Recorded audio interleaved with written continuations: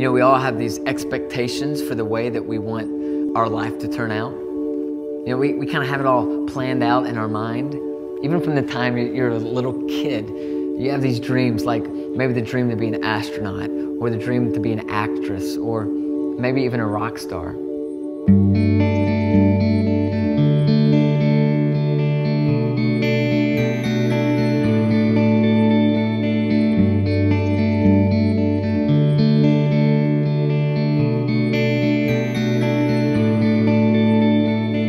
You know, eventually you would exchange that childhood dream for the American dream. Do you remember going after that? You were going to get into the school of your dreams. You were going to marry the guy or the girl of your dreams. You knew what job you were going to have and how many kids you would have and what your house was going to look like, how much money you would make.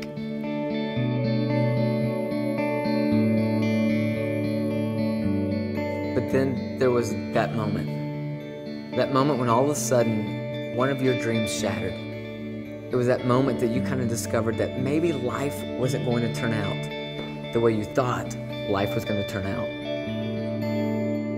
And nobody ever dreamed that they'd have cancer at age 36.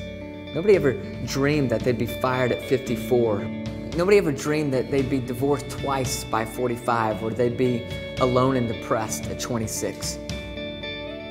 No one ever dreamed that they wouldn't be able to have kids, or that they'd end up bankrupt. And yet every one of us have at least one aspect of our lives that has not turned out the way we thought it was going to turn out.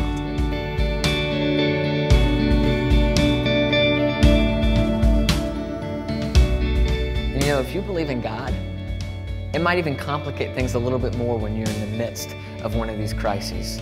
I mean, how do you reconcile these two seemingly unmixable components? On one side, you have this God who is all loving and all powerful. But then on the other side, you have this life that's full of disappointment and crisis and hurt. And I'm just so sick of this version of Christianity where we feel like our entire theology can fit on a t-shirt, a bumper sticker, or maybe even a bracelet. The reality is, sometimes you have more questions than you do answers. The reality is, sometimes you lack the faith that will give you a sustained hope. And if you search your heart, what you'll discover is that even though you know that God is with you, sometimes you feel utterly and completely alone. But even though you believe, you also doubt.